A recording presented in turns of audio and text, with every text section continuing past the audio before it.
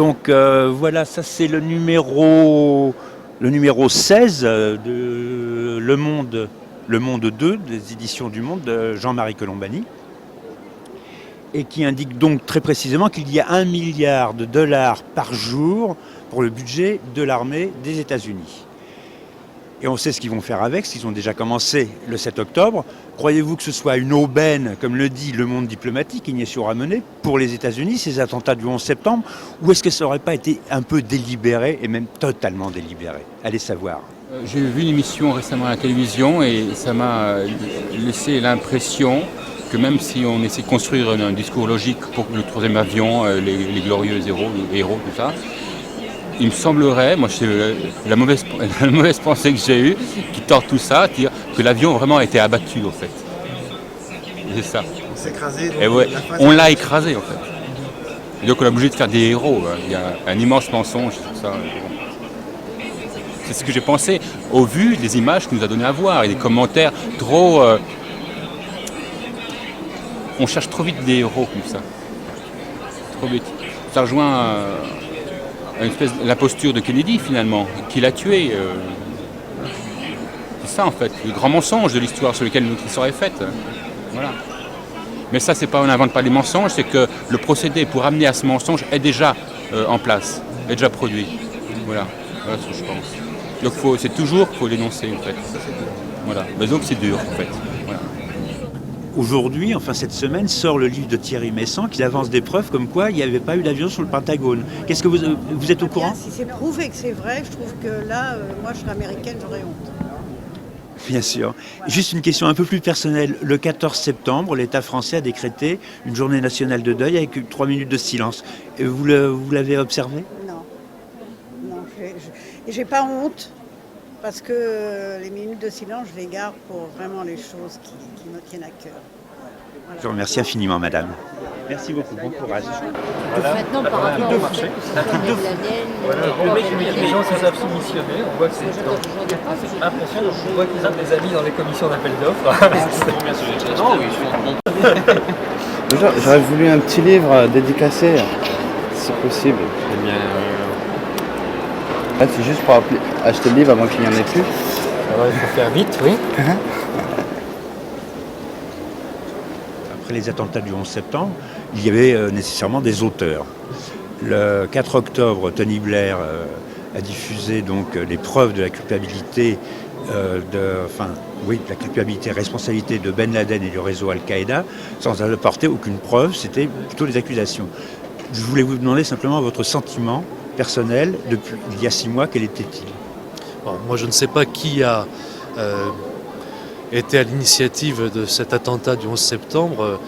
Je pense en tout cas que les Américains s'en sont servis pour mettre en œuvre la stratégie qui était déjà une stratégie définie depuis longtemps, de conquête, une stratégie d'hégémonie mondiale, tout simplement, telle que Brzezinski l'exprimait déjà dans un livre publié en 1997 qui s'appelle Le Grand Échiquier. Et il se trouve que nous sommes en contact avec pas mal d'intellectuels et on a tout de suite, après les attentats, eu des échanges avec des gens comme Chomsky, Chossudovsky au Canada, Samir Amin, Georges Labika en France, etc.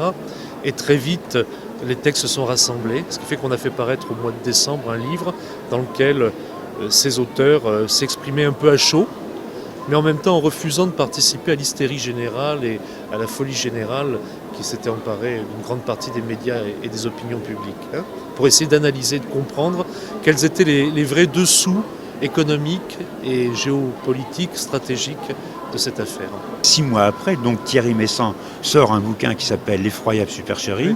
Est-ce que vous le connaissez? Est-ce que vous l'avez lu? Qu'est-ce que vous en pensez?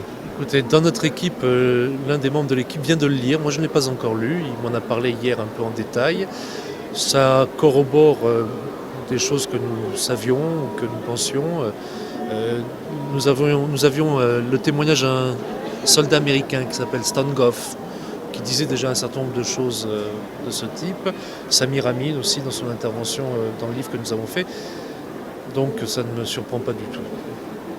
Dernière question, le 14 septembre 2001, vous avez observé les 3 minutes de silence? Non, j'étais ce jour-là sur le chantier de la fête de l'humanité en train de monter mon stand et j'ai pas entendu autour de moi les marteaux s'arrêter de frapper sur les clous pour monter les stands. Je vous remercie infiniment. Merci. Direct, pourquoi dès le lendemain on a pointé du doigt cette communauté? Pourquoi ne serait-ce que, allez, on va dire 1 heure après le drame, on avait déjà le coupable? Pourquoi? C'est la question que je me pose. Je me dis que Ben Laden, je veux surtout pas légitimer son action parce que c'est vraiment pas mon idole, loin de là. Ben Laden a décliné toute responsabilité à la suite de cet attentat. Je veux dire, à chaud aussi. Donc après, il lance une fatwa sur le monde occidental. Je sais plus quoi. Je sais plus où tu es en fait. On est coincé entre deux mondes. Mais non, mais tout ça, vous savez, c'est quoi tout ça? C'est une crise, c'est un coup politique, c'est comme on dit ça là. Un coup d'état. Un coup d'état, tout ça. C'est un coup d'état, c'est. Ouais, Los Monzas 91 et Los Monzas 91 et ils avaient qu'à demander. C'est faux pas, ça sert à rien de. Ça, c'est. Comment on dit, un coup politique là, comment on dit ça? Ouais, un coup d'état, mais de qui? Un coup d'état. Bah, de qui? Des États-Unis, parce qu'ils voyaient que, voilà quoi, ça a tombé, ils ont fait, on va faire un petit truc là, histoire de. Vous trouvez pas qu'il a quitté avec Oussama là? Qu'il famille là? Histoire que l'actualité remonte quoi. Histoire que l'actualité remonte, et puis bah, ils ont fait ça quoi. Normal. C'est normal. Mais ils ont raison, mais. Faudrait qu'ils cessent de dire un peu n'importe quoi. Non, ils auraient dû mettre Bush dans les tours. Ouais. Bon, de toute façon, merci beaucoup. Merci à vous. Vive la France. Allez les mecs, on va passer dans quelle chaîne? Et Philippine qui vous parle en direct là. Vous êtes en train de piéger là, vous êtes quand même un espion du froid là. Ouais, exactement. Et moi je disais ce que je pense parce que je suis prof de français et je peux vous dire que les enfants n'admettent pas la transmission. Comme tous, ils veulent absolument tout neuf, créer, comme tout le monde, comme nous avons tous été. Mais là, au niveau où sont nos enfants maintenant, la saturation peut-être des médias, de toutes les sollicitations qu'ils ont, et peut-être même des activités multiples qui les empêchent de penser, de rêvasser, fait qu'ils rejettent en bloc et la transmission, et même le désir de penser. On s'adapte en quelque sorte. On est des singletons, hein. On est apolitique. Nous, on regarde, on suit le social et le social nous reflète. Nous tous. Il y a un livre de Thierry Messant qui parle de l'effroyable imposture. Comme quoi il n'y avait pas d'avion sur le Pentagone. Tout à fait, qui a mobilisé très largement la presse et qui effectivement pose une vraie question.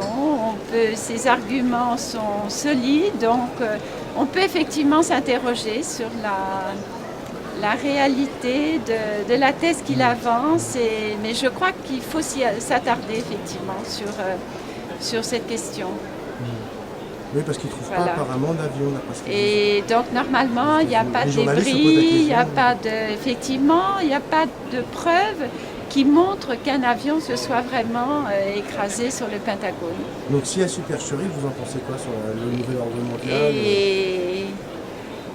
À ce moment-là, ça fait partie de toute la tactique, la stratégie américaine pour peut-être recentraliser les différents pôles sur les États-Unis, surtout réactiver un budget de défense qui était déjà très important, absolument. Donc, 380 milliards de dollars. Oui, je crois, dans ces eaux-là. Donc c'est une manière d'avaliser en fait l'importance d'un budget défense. Et voilà.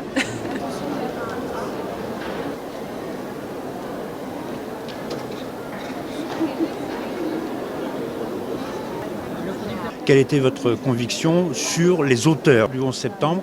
C'est la première question. La deuxième question, ce sera à propos du livre de Thierry Messant. Est-ce que vous avez des doutes ou pas par rapport à ça, simplement? Sur le 11 septembre, j'aurais quand même plutôt tendance à penser qu'Al-Qaïda et Ben Laden sont responsables, puisque eux-mêmes ils ne l'ont jamais revendiqué clairement, mais ils n'ont jamais non plus démenti qu'ils l'étaient. Donc ça me paraît assez vraisemblable. Mais bon, j'ai pas plus d'éléments que ça, hein, mais je crois que c'est une opinion assez générale d'ailleurs. Hein. Quant au livre de Thierry Messant, je ne l'ai pas lu. J'ai lu ce qui a été publié dans différents quotidiens, j'ai regardé le site du réseau Voltaire. J'avoue que je suis doublement sceptique. Je n'arrive pas à croire comme ça, mais pour vous me demander mon avis, mais il ne vaut pas plus que celui de n'importe quelle personne. Je vois pas ce qui serait tombé sur le Pentagone à part un avion en quelque sorte. Hein.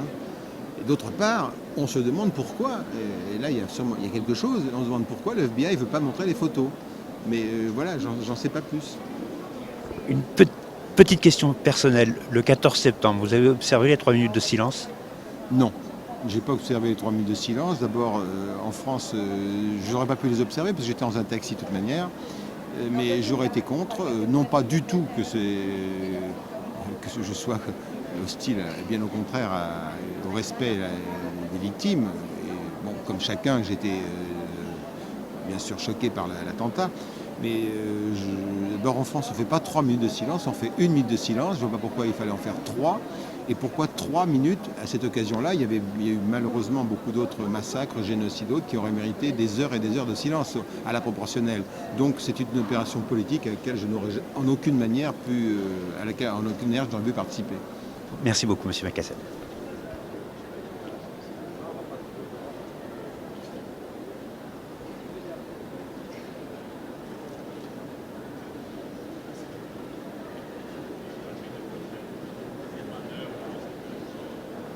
Thierry Messant, je viens de faire le tour et de filmer un peu tous les gens qui étaient sur le salon du livre concernés, en expliquant à chaque fois que je ne fais pas la grande politique, simplement qu'au cœur du salon du livre, il y a le bouquin de Thierry Messant, qui est enfin là, et que donc ceux qui sont en termes d'édition de diffusion autour du 11 septembre, s'ils n'ont jamais eu de doute, et si maintenant après la sortie de ce livre est sur Internet, et je m'aperçois que tout le monde se défausse. Se défausse, je ne l'ai pas lu, je ne l'ai pas vu.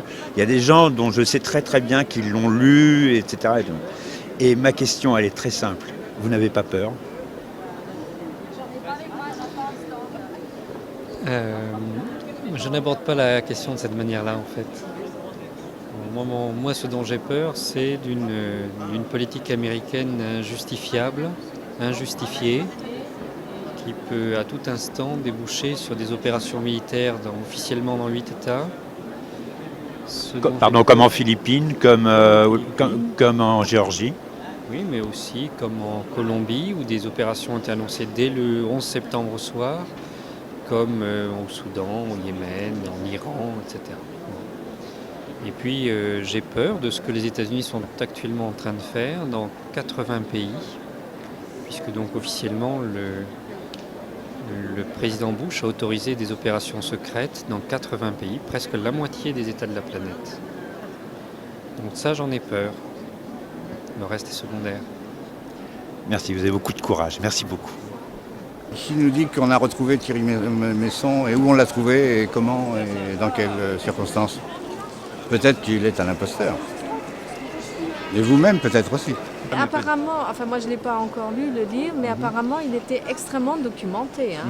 Ouais, mais il y a des Américains, des journalistes américains qui avaient déjà relevé les incohérences de certaines informations qui leur étaient données. Et qu'est-ce que vous avez à leur dire, vous, aujourd'hui? À qui? Ces gens-là qui ne comprennent pas... Qui s'informent autrement que par la presse qui les intoxique. Qu'ils essayent de chercher l'information qu'ils n'attendent pas qu'on leur porte sur un plateau. C'est tout ça qu'il faut faire. Essayer de réveiller les consciences qui sont à moitié asphyxiées et anesthésiées. Voilà. Les avions, ils passent comme ça, on panoramique pas les avions. Hein. On ne pense pas qu'ils vont prendre des tours. Non, mais je crois qu'il ne faut pas exagérer et pousser le soupçon d'une façon maladive. Je sais, c'est un peu paranoïaque, mais... Ça devient après un peu trop extrême, quoi. On va toujours soupçonner que n'importe quelle action, c'est pas l'ennemi qui attaque, mais c'est le gouvernement lui-même qui fait semblant d'être attaqué. Pearl Harbor. Voilà, là-bas, il y a des bouquins sur Pearl Harbor aux États-Unis. Il y en a des floppés, ce qui n'existerait pas en France, pour dire que Roosevelt était au courant. Churchill l'a informé. Churchill a enlevé ses bateaux. Moi, je n'invente pas. Je veux dire, c'est connu. Et quel est l'intérêt pour Roosevelt d'avoir maintenu les bateaux en Déclaration de guerre au Japon le lendemain. Parce qu'il avait envie à l'avance de Non, il n'avait pas envie, déclarer c'était un besoin. Par contre, les Américains, enfin le peuple américain ne voulait pas. Donc il fallait le choquer pour pouvoir déclarer la guerre. De même qu'il fallait cacher que les Japonais étaient en train de demander d'arrêter la guerre. Ça a été caché de façon à justifier d'envoyer malgré tout les bombes sur Hiroshima et Nagasaki. Qui ne sont pas les mêmes. Hiroshima, ça peut se discuter 3 siècles. À savoir que ça a évité des pertes humaines sur Tokyo, comme Tokyo, les bombardements sur Tokyo. D'accord, mais une fois qu'on a fait Hiroshima, pourquoi Nagasaki? Parce qu'à Nagasaki, c'est pas la même bombe. C'est plutonium, c'est un test en grandeur nature. Oui, mais ça, on sait très bien que à chaque guerre, les Américains en profitent pour expérimenter de nouvelles armes. Et tremblement de terre en Afghanistan avant-hier, je veux dire, je suis pas dans la parano, moi, je veux dire, tremblement de terre en Afghanistan, je me dis merde. Et toi, t'en penses quoi alors de ce qui s'est passé par rapport à la fille qui essaie de faire du journalisme? J'aime pas Ben Laden. Et pourquoi? Parce que je pense que c'est lui qui a fait ça, et puis en plus comme j'ai rien à reprocher aux Américains, alors ça fait plus de morts sur la terre et puis j'aime pas trop ça. Imaginez une seconde que je sois un membre, un sympathisant d'Al-Qaïda. Ça, si je passe là et que je vois cette affiche sans commentaire aucun, ça me justifie complètement ce que j'ai fait. C'est-à-dire qu'on fait une très belle affiche esthétique sur un drame, une tragédie épouvantable. Est-ce que vous voyez ce que je veux dire? Le sens de ça, il n'y a pas de commentaire, il n'y a aucun commentaire. Oui, mais... Et en plus, c'est vendu. C'est très esthétique, mais c'est quelque chose de tragique. Et on fait du fric avec. mais c'est quand même une information. Ah non, c'est pas une information. Le 12 septembre, c'est une information. Mais après en faire ça et le vendre en tant que carte postale. Ah, en tant que... Ah bah oui. J'avais pas vu. Il s'appelle comment votre copain? Non, parce qu'il parasite notre activité. On est en train de parasiter, Jacques. Jacques, on parasite.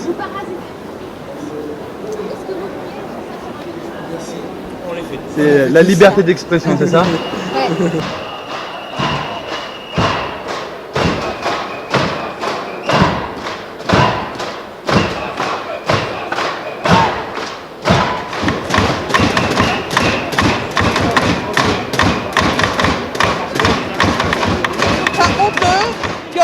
Les gens se permettent de manquer de respect vis-à-vis de ceux qui travaillent. C'est lamentable. Lamentable. Lamentable. Parce que Connards. Là, pour aller dans les pays communistes, les bandes de cons. Je parle pas avec les gens impolis. Non, pas vous, mais les gens qui nous interpellent. Donc, c'est marqué partout, pour les salaires. C'est un acte d'insurrection. Je sais, on le tolère maintenant, on tolère tout. Non, ce qui n'est pas démocratique, c'est que ça fait 3 semaines qu'on est en grève et on a un patron qui ne veut pas nous écouter. Mais ça, c'est... Ah, ça, c'est notre problème. C'est votre problème à vous avec votre patron, le syndicat. Moi, quand j'ai un patron qui ne me convenait pas, je changeais de patron. Oui, mais vous avez vécu pendant les 30 glorieuses, monsieur. Excusez-moi, ça vous faire les 30 glorieuses, Je suis désolé, vous avez un taux de croissance de 5%, le problème de chômage vous pose en 5 ans, c'était les 30 glorieuses, en 5 ans. Vous essayez de comparer deux périodes qui sont complètement différentes. Et oui. Non, vous étiez minables, vous empêchez les autres. Ah, ça y est, ils veulent négocier. J'entends les voix. Demain, vous allez reprendre votre vie, excusez-moi. D'accord. Vous aurez tout oublié, vous aurez plus de haine. Mais excusez-moi, je vous réponds. Les salaires sont bloqués depuis 9 ans à la FNAC. Simplement, on a une direction qui est complètement obtuse et on aimerait débloquer simplement les choses. Je vous cite mon propre cas. Ça fait 13 ans que je suis à la FNAC, je gagne 7300 francs net. Ça fait 7 ans que je n'ai pas été augmenté. Il n'y a plus d'augmentation. Tout simplement. Point barre. Pourquoi? Parce qu'on a une direction qui est complètement bloquée, réfractaire, qui préfère verser de l'argent pour les actionnaires ou je ne sais quoi, plutôt que de valoriser les employés, simplement. C'est un peu ça.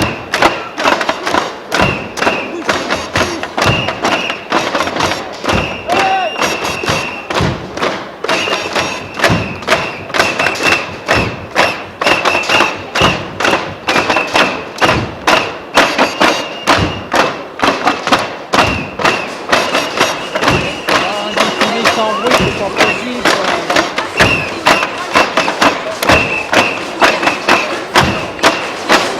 Plus là, moi j'ai la tête comme ça, vous comprenez? Il y a des gens qui vont avoir des syndromes parce qu'ils n'en peuvent plus. Vous allez faire quoi? Vous allez les soigner? On va vous donner le numéro de téléphone du siège et vous vous appelez. On peut faire tout. Mais je veux bien. Je suis allée au 17e,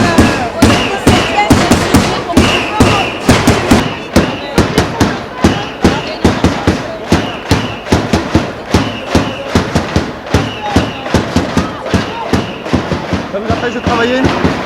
ça m'empêche d'écouter des conférences qui m'intéressent, ça m'empêche de profiter du salon, c'est le dernier jour et je ne peux pas en profiter comme je voudrais, j'ai la tête comme ça, honnêtement. Et je suis d'accord avec leur combat, je suis tout à fait d'accord. C'est pas une raison pour emmerder des milliers de gens. Voilà. Mais c'est Et peut-être le seul ça fera moyen de se rien faire avancer. écouter. Est-ce qu'ils ont trouvé que ça comme moyen pour se faire écouter? Non mais ils peuvent très bien, comme je l'ai suggéré, défiler dans le salon, se masquer, agiter des Faire la fête, banderoles. quoi. Oui, ben, vous croyez que les gens les verront plus, hein? Ils les verront même plus parce que s'ils vont dans toutes les allées, les gens les verront forcément. Hein?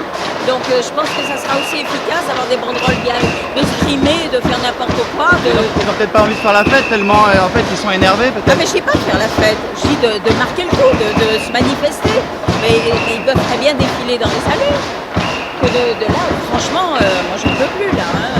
Ils vont décider de mettre le souk et ils ont bien raison à mon avis. Quand c'est un groupe qui gagne de l'argent, c'est normal que les salariés demandent un peu plus. Hein. Et vous en pensez quoi? Je suis un petit éditeur et je suis juste à côté d'eux et je trouve ça très... C'est nous qui subissons alors que Gallimard là-bas n'entend absolument rien. Quoi, les gros groupes, ça les gêne absolument pas parce qu'ils sont au cœur du salon. Nous on est à côté, dans les fonds du salon et c'est les petits qui en prennent.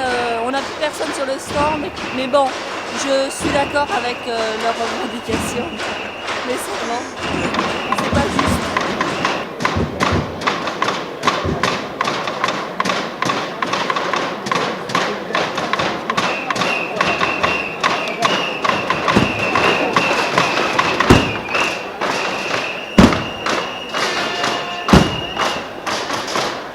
C'est dur, hein.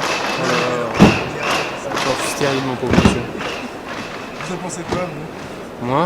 Oh bah, ils ont bien raison de manifester contre monsieur Pinault, qui est un peu, qui charrie un peu avec ses employés de la FNAC. Voilà. Vous pensez que c'est un rapport avec le nouvel ordre mondial, ça? Oh bah oui. Oui, puisque maintenant il faut tout globaliser et asphyxier les micro-économies. Et le livre de Thierry Messon, vous l'avez lu? Non, je l'avais commandé pour la librairie, il était en rupture, donc quand je vais rentrer, j'espère le trouver pour voir un peu. Vous pensez que c'est pas vrai ce qu'il raconte? Bah faut voir ses preuves, faut voir quelles preuves il avance et puis tout recontextualiser, savoir sur quoi il se base. Et si c'est vrai, il se passe quoi? Si c'est vrai, bah c'est un beau bazar. J'espère que mes amis américains apprendre à faire les choses plus mieux avec l'argent. Et après ça, il n'est pas nécessaire pour le Wall Street tomber. Je pense que c'est une raison pour les choses à New York. Il y a une raison très importante parce que les World Trade Center tombaient et j'espère que nous apprenons leur raison en Amérique. Je ne parle pas le français bien, pardon. Merci.